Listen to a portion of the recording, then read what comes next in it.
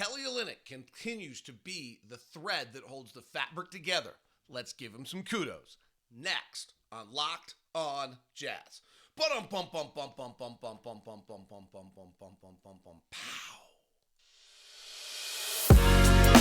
You are Locked On Jazz, your daily podcast on the Utah Jazz. Part of the Locked On Podcast Network, your team every day. It is Locked On Jazz for March 22nd. Kelly Olynyk holds the Jazz together, continues to thrive, and show all of his value. Talen Horton-Tucker's doing the same. Let's look back at both of those moves and see the consistency by which the Jazz front office has acted all season long. And look at the West and the lottery and what is possibly going on in the West as the Jazz are now tied with the Wolves for 9th, 10th. And we'll do a lottery, which will include both the Wolves and the Jazz today before it's all done. Hi, I'm David Locke, radio voice of the Utah Jazz, Jazz NBA insider. This is Locked On Jazz, your daily podcast on the Utah Jazz, giving you insight, expertise, geeky numbers, and hopefully making it way better to be a Jazz fan each and every day. Thanks so much for making Locked On Jazz your first listen of the day. We are free on all podcasting apps and wherever you get your podcasts, as well as on YouTube. Join the community, hit the follow button, subscribe button, hit the bell on YouTube, all of it. Thanks very much for tuning in. Hope you're great. I did announce on our subtext yesterday that I'm going to hold off for now. We just kind of decided over the weekend that maybe it's not the right format for me at the right now. I do love the format. I will admit that. I think it's really great, and might revisit it at some point, but we're going to hold off for now. That's why we did a 14-day free trial, so you could kind of, we could all test it out together. Wait 1 second. I don't know where you're going to go, but I just wanted to turn up my mic a little bit. So, hope everyone's doing great. I was snowboard yesterday. Actually was lucky enough to ski with Steve Nyman, who 3-time Olympian, I think 3-time World Cup winner, just retired after 20 plus years on the U.S. ski team. He waited for me a lot. Yes. But he's a huge Jazz fan. And I was wondering whether my show yesterday actually, I think sometimes my weakness might be there's such an analytical kind of tactical approach. The last 2 games have just been nuts. I mean, not only highly entertaining, which is really what this is all about. And I've always kind of preached this. I know fans all want to win a championship, and it would be really cool. It'd be great. But I always have been one who's just a huge fan of this as a sitcom, right? People always ask me, did you watch Breaking Bad? Did you watch The Wire? Did you watch Ted Lasso? Ted Lasso I actually have watched, but I never watch it. I watch the NBA. That's my that's kind of the story of it. I mean, frankly, this is probably an appropriate topic considering the fact that today's show is brought to you in part by Ultimate GM.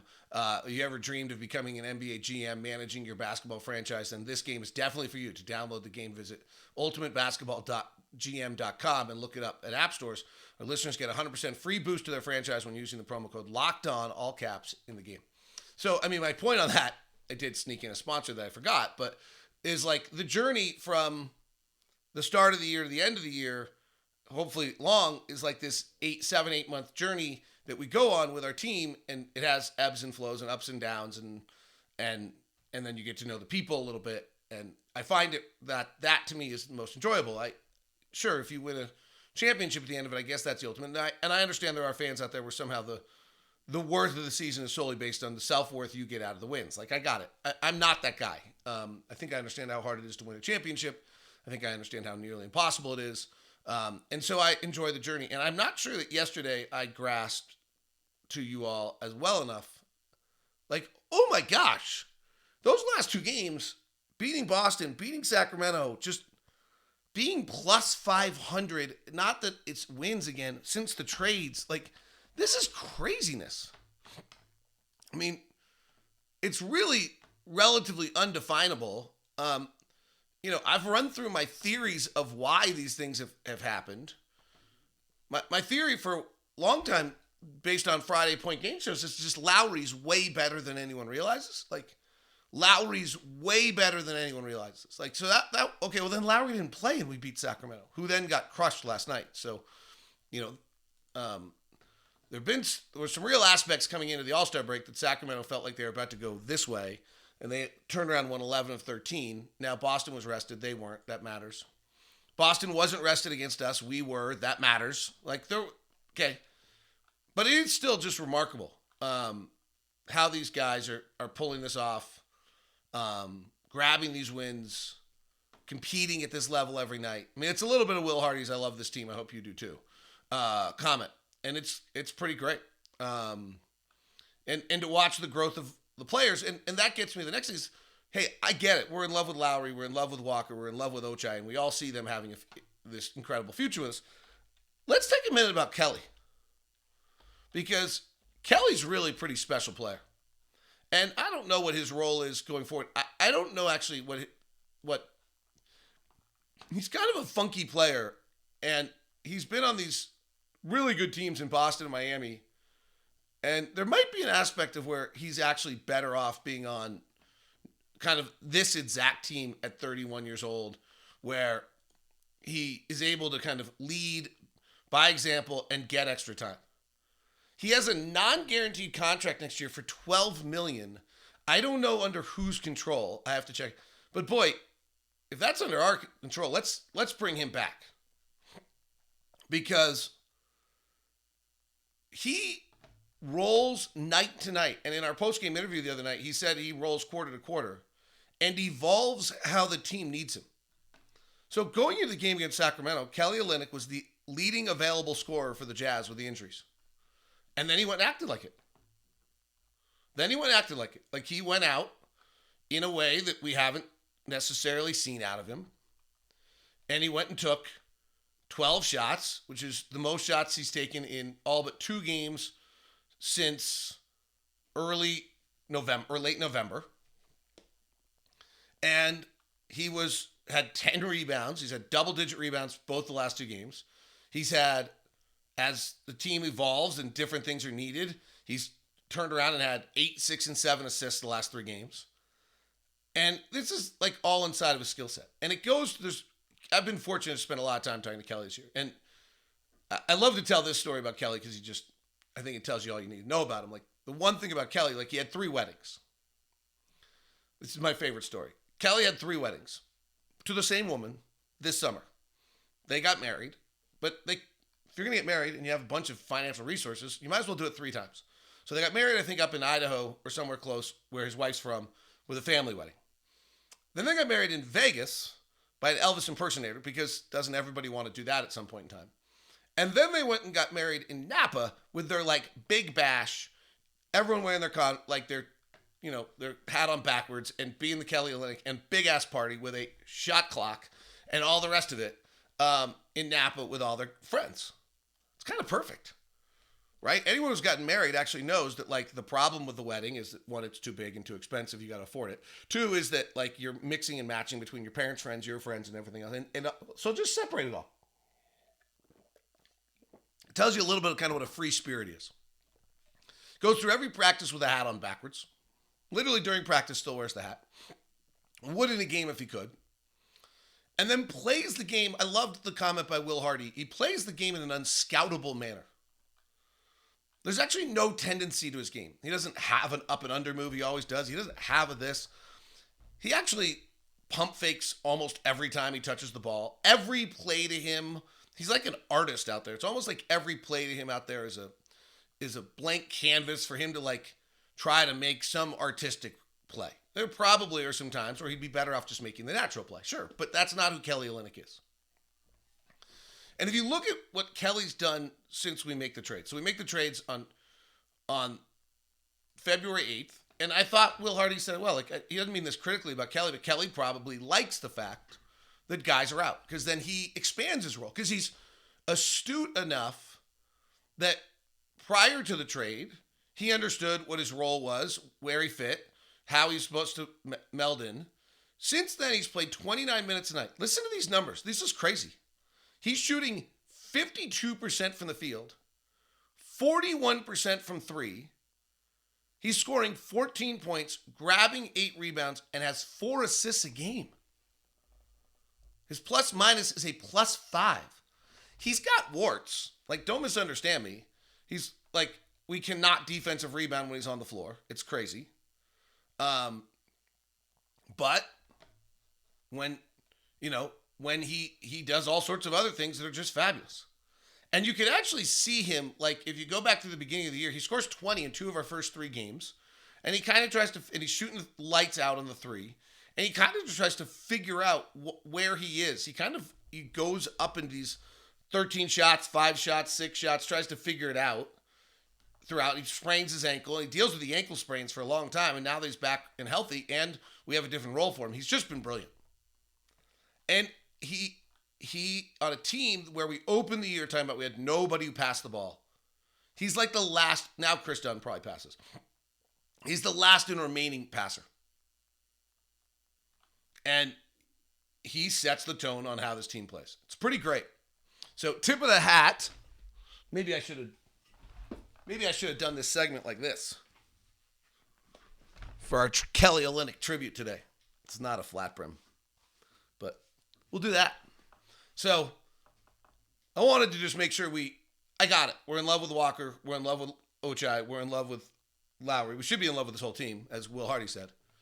But let's go give Kelly Olynyk some serious love for what he's doing. Today's show is brought to you in part by Intercap Lending. Steve Carter over at Intercap. I got to connect someone last week.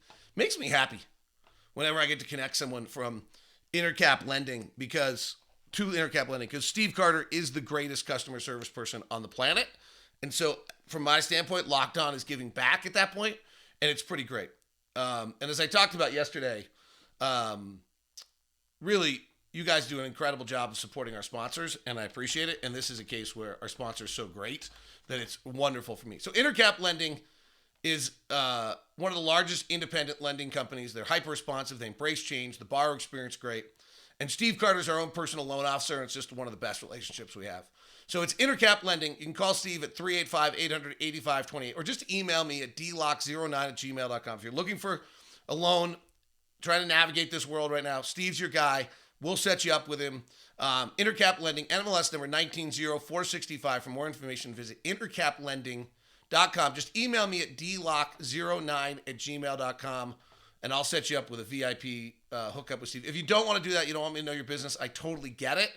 But then make sure you tell Steve when you call him at 385-800-8528, 385-800-8528, that you are with Locked On. Today's show is also brought to you by the single most fun game that is out there right now. It is literally what we all do. It is so fun. It is taking over the NBA channel. It is the mobile game Ultimate Pro Basketball GM.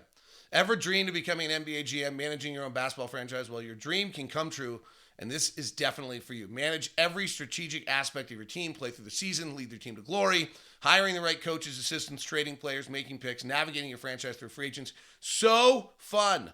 So, Locked On Jazz listeners, you get a 100% free boost to your franchise when you use the promo code Locked On in the game store.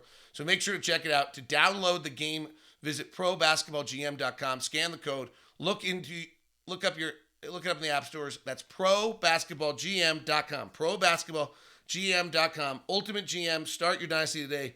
Got a little QR code on the YouTube page if you want to hit that as well. Promo code Locked On in the game shop gets you 100% boost. That's going to be fun. I tweaked my knee skiing this weekend, so I'm probably going to be playing Ultimate GM for the entire weekend while moping around my house. Not moping because of Ultimate GM. Moping because I tweaked my knee. Don't know what I've done. It's not good. Can't really walk this morning. David is not so happy. Quite honestly, I can't walk very well. I can ski fine. It does not hurt skiing. I know. None of you believe me either. And try this with my wife. I'm sure it's going to go over. So, yeah, if I'm in my telemark turn out forward on the front of my knee in like the lunge position or maybe even bent forward on downhills, I haven't tried that yet. It actually feels okay. I have very limited range of motion and I don't think I can quite, I can straighten it. And then every now and then it's giving me like, it's not great. I've been dealing with something for a while, and I have a little feeling that in the middle of a turn, I did not on a fall, but on a turn yesterday, it might have gotten worse. Maybe that little sound I heard and the shot of pain. All right. You don't really care about that, but there was zero chance I was getting through the show this morning without sharing that, because it's the only thing on my mind right now. And by the way, if you really think I'm gonna sit out all weekend and not ski, you're crazy. I will, whatever I have wrong, we'll find out. The plan was check it in late April. I don't think I'm making it to late April without getting it checked.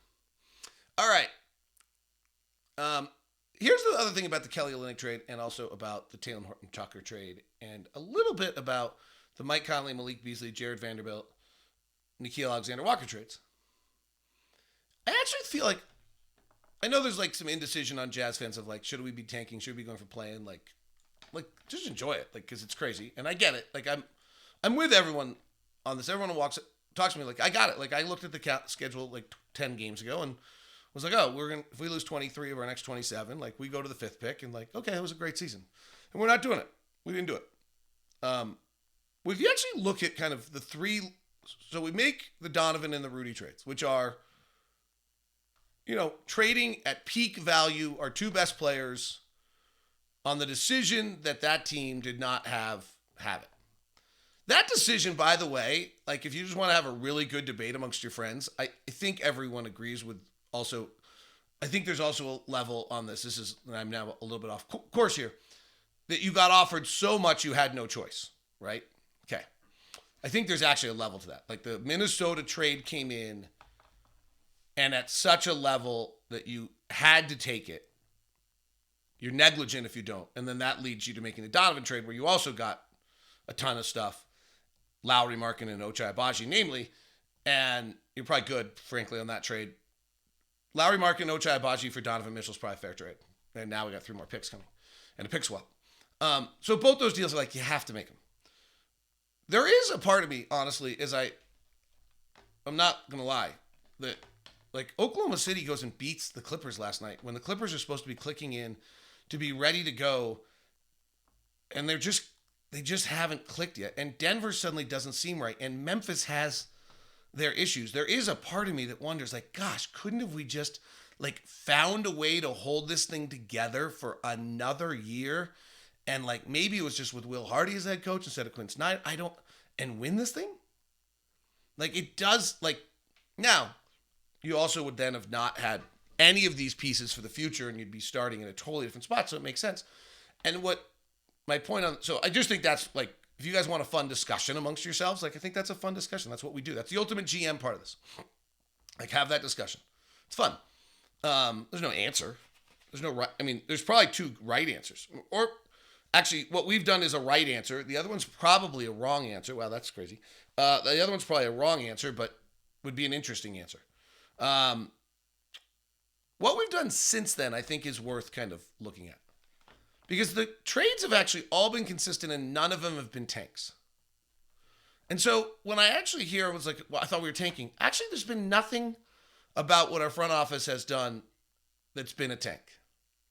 So the Kelly Olynyk, Bojan Bogdanovic trade, where we didn't get a first round pick for Bojan, everyone's furious. Detroit didn't go get a first round pick for Bojan at the trade deadline either. So maybe when people say there was not a first-round pick available for Bojan, there was not a first-round pick available for Bojan.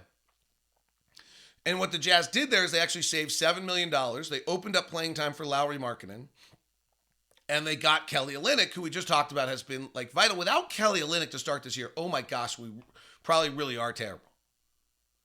And if we were in the tank, then we just don't get Kelly Olynyk. But adding Kelly Olynyk is adding a player that actually allows you to play basketball. Without Kelly Olynyk to start the year, I don't know that we could have played basketball. Like if you go look at our starting lineup, if we had started the year with a lineup of Mike Conley, Jordan Clarkson, Jared Vanderbilt, Larui Markkanen, and I guess Walker Kessler starts right out of the chute. Pretty tough on him. My guess is it might have been a Doke Azubuike, or at that point we're playing Kelly Olynyk as a center, and we're trying to play Malik Beasley, Mike Conley, Jordan Clarkson, or we're trying to play Colin Sexton there, and now we're not uniquely big either. Like, I think it would have, and we have no ball movers other than Mike. Like, I think that would have been ugly. So I actually think Kelly Olynyk's trade was, one, to save $7 million, and two, was to get just to be viable. The next trade we made was we traded Patrick Beverley for Taylor Horton-Tucker. Just kind of a crazy trade. Because Taylor Horton-Tucker is younger than Ochai Agbaji. So we traded Patrick Beverley, who we had no interest in having in any way, shape, or form, for and got Taylor Horton-Tucker. It was actually, we made the Taylor Horton-Tucker trade first on August 25th. All right, that trade is to acquire talent and get better. Again, could have done something else, but we wanted that $11 million contract of Taylor Horton-Tucker because there were people in our organization who believed that he had a skill set that hadn't been tapped yet. By the way, the Taylor Horton-Tucker trade actually happens before the Donovan Mitchell trade, just if we're being completely chronologically correct. There's actually, a full month between Rudy and Donovan. Then, if you look at our trade deadline trade, where we trade Mike Conley, which was the piece Minnesota needed, Nickeil Alexander-Walker, Malik Beasley, and Jared Vanderbilt. By trading Jared Vanderbilt, we open up playing time for Walker Kessler. Like, okay, this is now Walker Kessler. He's playing 30 whatever minutes a night. This is his role. This is his team. We also open up, with Malik Beasley being traded, time for Ochai Agbaji. And Nickeil Alexander-Walker, I think, just had to be added. And Mike Conley was the piece that had to go, right? Like, and it wasn't. But I'm not also about to sit here and tell you that we traded Mike Conley to open up time for Taylor Horton-Tucker to play point guard. That was not. I don't think that was. I think that's been an unintended consequence that's been great. But to me, it's interesting that if you actually look at the kind of the 2 or 3 moves since the Rudy Gobert trade, other than the Donovan Mitchell trade, they're all in the same ilk. Like, they're actually open up playing time, open up opportunity, development for the future, pieces for the future. None of it was ever about, like, let's destroy the franchise this year so that we win 17 games like Detroit, San Antonio, and Houston. And to me, that's noticeable. Did anyone think that after we made those trades, we'd turn around and go 500? And I think the answer is probably no. Right? We were 27 and 28 the days of the trade. We're now 35 and 36 were trade. So if you actually include the Minnesota game, which I've just kind of never included in my data, I thought that was the shell shock night. We were 27 and 29, and we're now 8 and 7 since the Minnesota game. Sure, we didn't see it, but I don't think there was anything going on where we thought we were going to be 4 and 11 either. I thought there was a chance without Mike Conley, and guys have stepped up and been really masterful.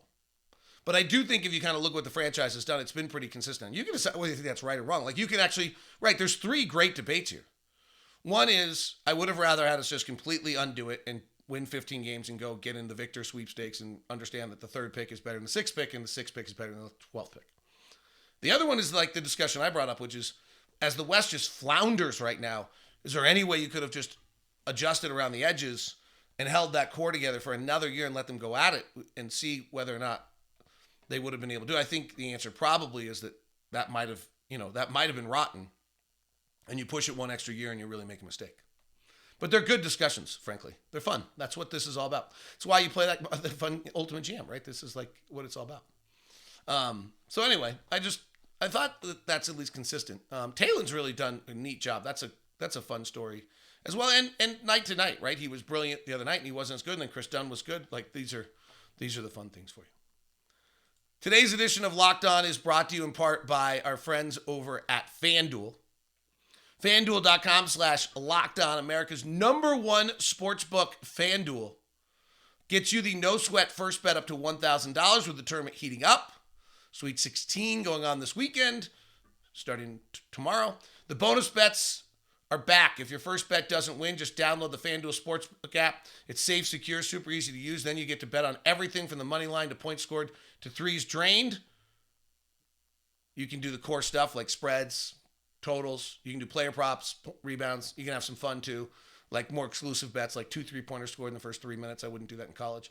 FanDuel even lets combine your bets with a chance for a bigger payout the same day parlay. So don't miss your chance to get your no-sweat first bet $1,000 in bonus bets when you go to FanDuel.com/lockedon. That's FanDuel.com/lockedon to learn more. Make every moment more with FanDuel, the official sportsbook betting partner of Locked On, as well as the official sports betting partner of the NBA. Thanks so much for making Locked On Jazz your first listen of the day. For your second listen today, what about Locked On NBA Big Board? Leaf Tulane with some really interesting comments about one of the draft prospects he saw in Denver that he didn't like, and he's going to have a hard time washing what he saw out of his mind. So interesting. Love those. Love that show because they just don't play chalk.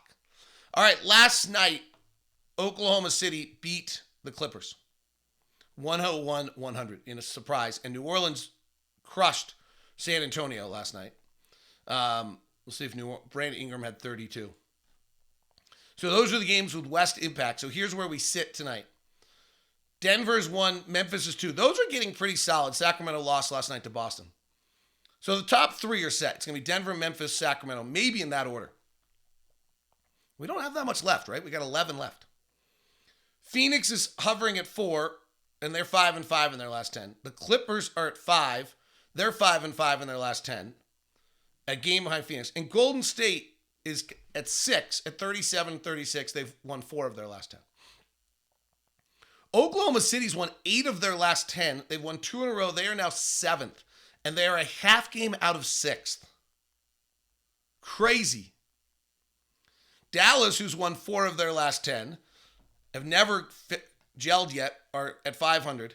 Minnesota's a half game behind. They're 5 of their last 10, and we're 5 of our last 10. So nobody's running away. We are now, if we started today, we would play Minnesota, ironically, for the 9-10. We would end up with the lottery odds of the loser. We'll do Tank-a-thon's simulation here in a second. And we actually have both Minnesota and the Jazz in it today. The Lakers are a game back, or a half game back, and now the Pelicans are a half game back. I don't know who we're rooting for night to night, but let's try it. I think you have to try to start separating who you think goes in which direction. So Golden State's playing Dallas tonight. I think we're rooting for Golden State. Like, you just have to decide, like, okay, I think Golden State's going to win more. Dallas has a chance to fall back. I think. Atlanta's at Minnesota. We're rooting for Quinn Snyder in Atlanta tonight to upset Minnesota. Utah's at Portland. We're rooting for Utah. And Phoenix, we're rooting to beat the Lakers. I think. It's nutty. But I think that's how we're rooting tonight. We're rooting for Phoenix to beat the Lakers because Phoenix is at 4 and you let them stay up there. They're not going to come all the way down. Though, frankly, it's only 3 games. And the Lakers are behind us, so we want that. And I think you decide between Golden State and Dallas, who are literally separated by a half game, so it's hard to tell. Which of those 2 teams do you think is most likely to get hot the rest of the way? And which of those 2 teams are most likely to fall apart? I guess Dallas is most likely to fall apart, so I'm rooting for Golden State to beat Dallas. That's the logic. It's kind of crazy. All right, let's do our draft simulation. Utah is sitting at 13 and 14 right now with a combined 7.2 chance to get in the top 4 and a 1.5 chance to get in number 1. And then we're sitting at 28 on the Philadelphia pick. Here we go. The number 1 pick of the draft goes to the Indiana Pacers. Victor Wembanyama combines with their young Tyrese Halliburton. Number 2 pick of the draft to the Houston Rockets. The number 3 pick of the draft goes to the Toronto Raptors. Both those 2 teams pop 7 spots, Indiana and Toronto. San Antonio 4, Detroit 5, Charlotte 6, Orlando 7, Portland 8, Washington 9. Chicago's pick goes to Orlando at 10. Lakers pick goes to New Orleans at 11. Lakers pick goes to New Orleans and vice versa at 11 and 12. And the Jazz and Minnesota go 13, 14. All right, so we finished with 13, 14, and 28. It is interesting to do this every day and see how rarely the teams that have tanked end up with the top picks. That is Locked On Jazz today. Hope you have a great one. Jazz Blazers today. Dame is playing. Simons and Grant are not playing. Blazers have not won in a while. It'll be interesting to watch this one. See if the Jazz can go get back to 500 on the season. Truly remarkable. And we need 6 wins the rest of the way. This is one of them we're going to have to get. See you.